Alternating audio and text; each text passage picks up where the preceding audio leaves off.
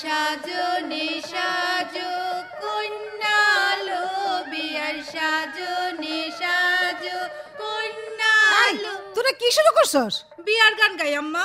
এত ফুর্তি কিসের? মনে হইতাছে যেন তোর বিয়া লাগছে। ও মা, এটা কি কন আম্মা? বাংলা কথা বুঝছ না? না, হিন্দি ডায়লগ তো সব মুখস্থ। সেইটা তো কোনো সময় বুঝাইয়া দেওয়ার লাগে না, উল্টা তোর কাছ থেকে আমার বুঝন লাগে কোন কথাটার মানে কি। আম্মা, এমন একখান খুশির দিনে আপনি আমারে বাকওয়াজ কি কি কইলি? আমি বাজে কথা কই না, মানে আমি কইতে চাইছিলাম বকাবাজি করতেছেন কেন? বেনু আপার বিয়া, আর আমি একটু আনন্দ ফুর্তি করতে পারুম না? আগে বিয়ের কথাবার্তা পাকা হোক, তারপরে আনন্দ ফুর্তি করানোর সময় অনেক পাবি। আমি কি বইয়া রইছি? কামই তো করতেছি। মুহে মুহে কথা কইস না। ও মা, বিশ্বাস না করলে বেনু আপার এই জিগান। কি রে বেনু, কি কাম করে নুরি? ওর কামের কি আর শেষ আছে? ওই যে আলমারিটার তলায় ময়লা পইরা কালা হয়ে রইছে। ঝাড়ুর মাথা তো কোনোদিন ওই পর্যন্ত পৌঁছায় না, কালো হইব না তো কি হইব? ভিজা তেনা দিয়া ডইলা উঠাইতে পারতেছে না এখন। আগের কাম আগে কর, পরের কাম পরে। এইদিকে মেহমান আসানোর সময় আইছে। এই নুরি, ওইটা পরে করিস, আগে এই আলুগুলো চটকায় দে তো, ডিম দিয়ে আলুর চপ বানামু। 1 সেকেন্ডে দিতাছি আম্মা। হাই হাই হাই, এইটা কি করলি নুরি? 1 সেকেন্ডের মধ্যে আলু চটকা দিতাছি। এই কালা ময়লা হাতে আলু চটকাইতেছস? আমার রঙই কালা, হাত ফর্সা হইব কেমনে? আরে অলক, কি তুই না ময়লা পরিষ্কার করতেছিলি? তোর হাতে তো দুনিয়ার ময়লা। না আম্মা, হাত ময়লা না, হাতের টেনাটা ময়লা। এক কথা তোর কতবার কইতে হয়? টিভির সামনে বনার লাগে তো একবারও ডাকন লাগে না, সময় হইলেই ঘড়ির কাঁটা ধইরা ঠিক টিভির সামনে জুক কইরা বইয়া পড়স, সেইটা তো একবারও কর লাগে না।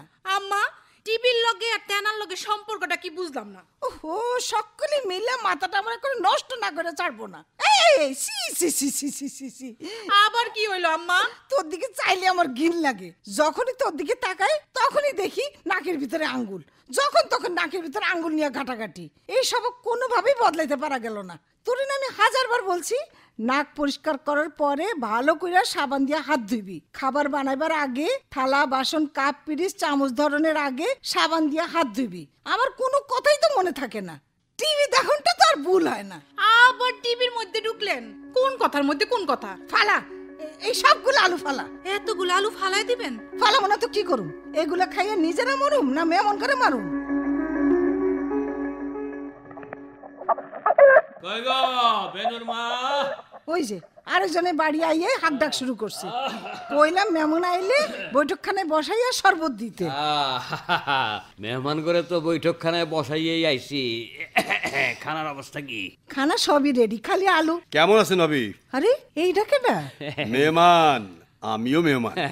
মফিজ রে চিনো নাই? আমার বাল্যকালের দোস্ত, এক ক্লাসে পড়ছি। ও মফিজ ভাই, এই কবে বিয়ের পরে দেখছি, এত বছর পরে চিনুম কেমনে? ছেলের মামা, ছেলের মামা। এইবার নতুন কইরা আবার সব আক্কেলর কবে হইব? কতবার কইছি মাইন্সের সামনে এইভাবে হাঁচি দিবা না। কন্ট্রোল করতে পারি নাই। হাঁচির সময় মুখে হাত দেওয়ার কথা কি ভুলে গেছো? এইবার ঠিক আছে? না, ঠিক নাই। ঠিক নাই দোস্ত, পরে কমু। আরে কি ফেতা শুরু করলাম? মুখের ভিতরে সর্দি ঢুকে যাইতেছে, কি করুম? রুমাল নাই পকেটে? রুমাল তো আছে। এইটা রুমাল না পাতিল ধরনের তেলা? রুমাল রুমাল রুমাল, খুব দামি রুমাল দোস্ত। ওই যে বিয়ের সময় পাইছিলা সেই রুমালটা না এটা? আরে কি কর না কো দোস্ত। কই কি আর সাদে, রুমালের অবস্থা দেখা তো মনে হয় না জীবনে দ্বিতীয়বার আর কোন রুমাল কিনছো। খালি ফর্সা কাপড় পিন্ডা আটলেই হয়, রুমালটা ধন লাগে না? আরে রুমাল, গঞ্জি, আন্ডারওয়্যার এসব কে কাটা দেখে? হ্যাঁ, কেউ দেখে না। নিজের স্বাস্থ্যের লাগেই তো এইসব সবসময় ধুয়ে পড়তে হয়। আর কই না মফিজ ভাই, বুঝছি, আর এর মানুষ করতে পারেন নাই। এই ছোটকাল থেকেই নাকে শিকনি ঝুলতো, যেই হারে সেইখানে থুতু পালাইতো, আরো নানা রকম বদ অভ্যাস। এতক্ষণ আমার সামনে সে যা যা করলো তার কোনটাই আমার অজানা না। ভাবছিলাম বুঝি সব বদলাইছে। না মানে মানে মফিজ ভাই, আপনারা বৈঠকখানায় বসেন, খানা পাঠাইতেছি। খানার উপরে বলদটা যেইভাবে হাসি কাশি দিল, তাতে তো এই খানা খাওয়ান সম্ভব না। এই খানা কারোর জন্যই নিরাপদ না। তোমরা যে কেমনে বাইসা আছো আল্লাহই জানে। তাইলে তুমি বাসো কেমনে? তুমি তো সারা জীবন সুযোগ পাইলেই দেখছি হোটেলে বৈশা সিঙ্গারা খাও। আমি দেখছি বেড়ারা বগল চুলকাইয়া হাত না ধুইয়া সিঙ্গারার ভিতরে আলু ভরতাছে। হাসান, যেই জিনিসটা আমি খারাপ বলে জানছি সেই অভ্যাসটা চেষ্টা করে বদলায় ফেলাইছি। ও বদলাইতে পারো না খালি তুমি। আর হাত ধোয়ার মতো এত সহজ কাজ আয়ত্ত করা সকলের জন্য খুব সহজ। খাওয়ার আগে, শৌচ কাজের পর, খাবার তৈরির আগে, বাচ্চা পোলা পানগো খাওয়ানোর আগে, বাচ্চার মল পরিষ্কার করার পরে অবশ্যই সাবান দিয়া ভালো করে হাত ধোন লাগে। হাঁচি কাশি সর্দি যাতে হাতের তালুতে না লাগে সেই কারণে হাতটা ভাঁজ কইরা কনুর উল্টা দিকটা নাকে মুখে চাইপা রাখতে হয়। ময়লা রুমাল, হাত মোছনের গামছা পরিষ্কার পরিচ্ছন্ন রাখতে হয়, বুঝলা? তা না হইলে এইসব রোগের জীবাণু নিজের আর অন্যের শরীরে সমানভাবে ছড়ায় পড়ে। তাতে ডায়রিয়া, কলেরা, নিউমোনিয়া এইসব হয়, ফ্লু হয়, শিশু মৃত্যুর ঝুঁকি বাড়তে থাকে, বুঝছো? এইসব কথা তো এই মানুষটা শোনে না।